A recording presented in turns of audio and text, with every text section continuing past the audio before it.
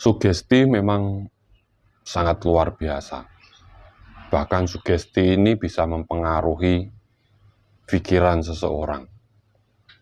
Karena sugesti ini adalah sebuah perintah.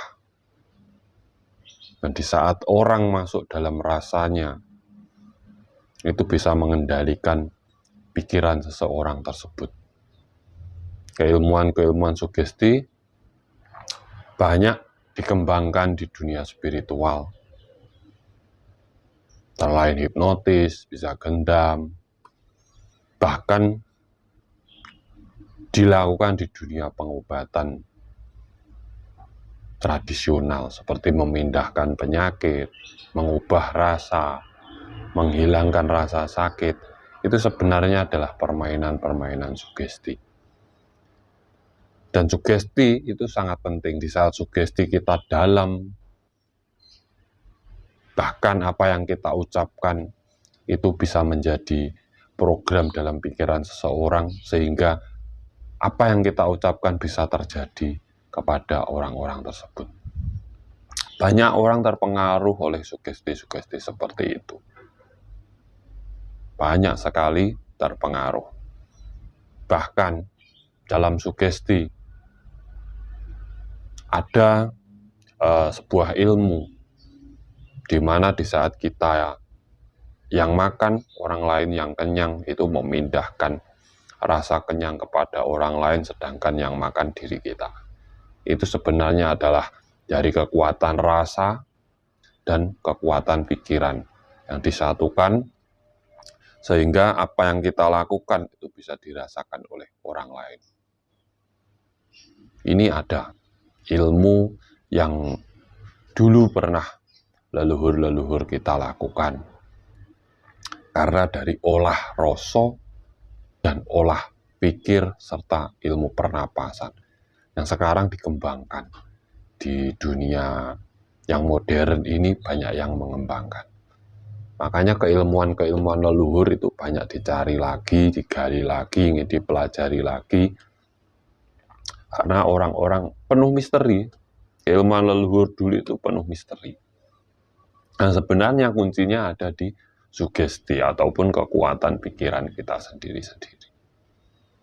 Di saat kita ingin, kita yang makan, orang lain yang merasakan kenyang. Di situ permainan ada di rasa kita serta kekuatan pikiran kita. Pikiran kita fokus ke target yang ingin kita harapkan. Rasa kita dengan orang lain itu sebenarnya sama.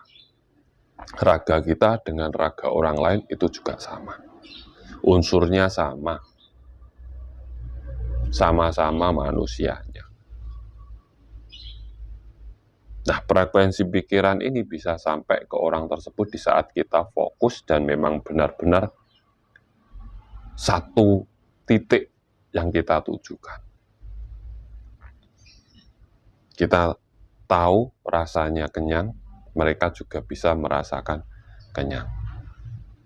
Nah, kekuatan pikiran ini bisa masuk ke dalam pikiran seseorang. Frekuensinya bisa nyambung. Atau bisa dibilang ilmu kebatinan. Itu sebenarnya kekuatan dari sugesti diri kita sendiri. Jadi di saat kita makan, kita benar-benar nikmati makanan ini. Kita benar-benar rasakan makanan ini. Dan di saat kita kenal target yang ingin kita buat kenyang, kita merasakan diri kita menjadi target. Dari kekuatan pikiran kita merubah diri kita menjadi si target.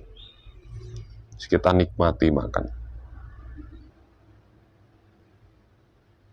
Dan sebenarnya frekuensi pikiran ini sudah menyalur ke si target tadi. Dengan diri kita ini merasa menjadi target. Merubah diri kita menjadi target. Ilmu ini juga bisa digunakan untuk pengasihan. Untuk melet, itu juga bisa. Makanya pentingnya menguasai rasa dan pikiran dalam diri kita, itu bisa sangat berguna di saat penyembuhan, menarik lawan jenis, atau memindahkan sesuatu. Itu bisa kita gunakan. Itu penting. Ilmu sugesti itu sangat penting. Karena apa? Setiap manusia hidup melakukan sugesti. Kita memerintah anak kita tuh juga sugesti. Secara tidak disadari, kita itu tiap hari melakukan sugesti. Melakukan kebatinan. Kita dapat merasakan perasaan orang lain. Itu juga kebatinan. Di saat kita mengucapkan sesuatu, sebenarnya di situ kita sudah menyalurkan frekuensi otak kita dari kekuatan pikiran kita. Itu sudah sering kita lakukan, tetapi jarang disadari. Jarang disadari, entah itu karena kita tidak sadar, atau kita memang tidak paham dengan keilmuannya. Tetapi sugesti itu tiap hari sudah dilakukan. Makanya sampean bisa memindahkan rasa kenyang sampean ke orang lain. Yaitu di saat sampean bisa menguasai diri jenengan, rasa jenengan, dan kekuatan pikiran jenengan memang benar-benar powernya luar biasa. Penciptaan dalam diri jenengan, yaitu di saat sampean ingin membuat orang itu merasa kenyang di saat sampean makan, berarti sugesti dalam diri jenengan lewat rasa dan diciptakan dalam pikiran panjenengan, sampean menjadi orang yang sampean kehendaki itu. Tapi harus benar-benar fokus. Benar-benar fokus. Yaitu di saat sampean makan, dia nanti yang akan merasakan kenyang. Contoh aja bisa, rokok aja yang simpel. Saat sampean merokok merek A, dia merokok merek B. Nah ini rokok merek A ini bisa dirasakan yang merokok merek B ini gimana? Itu sebenarnya kekuatan pikiran. Dari rasa. Dari rasa yang besar bisa kita naikkan ke pikiran. Nah di situ energinya atau frekuensinya itu bisa nyambung kepada orang lain. Jadi untuk ilmu ini harus sering diasah, harus sering dilatih, bisa dengan meditasi, bisa dengan tirakat, puasa. Itu sebenarnya melatih. Puasa itu melatih rasa yang ada dalam diri kita. Bagaimana di saat kita tidak makan, tubuh kita rasanya bagaimana. Di saat puasa kita tidak boleh melakukan sesuatu yang tidak baik. Itu sebenarnya melatih emosi ataupun rasa yang ada dalam diri kita sendiri. Makanya di saat orang rajin tirakat, tetapi dia masih besar emosinya, masih tinggi emosinya, berarti tirakatnya tidak jadi, tidak kepake.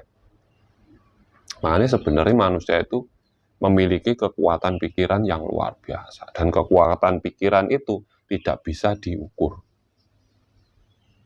Karena yang tahu hanya diri kita sendiri.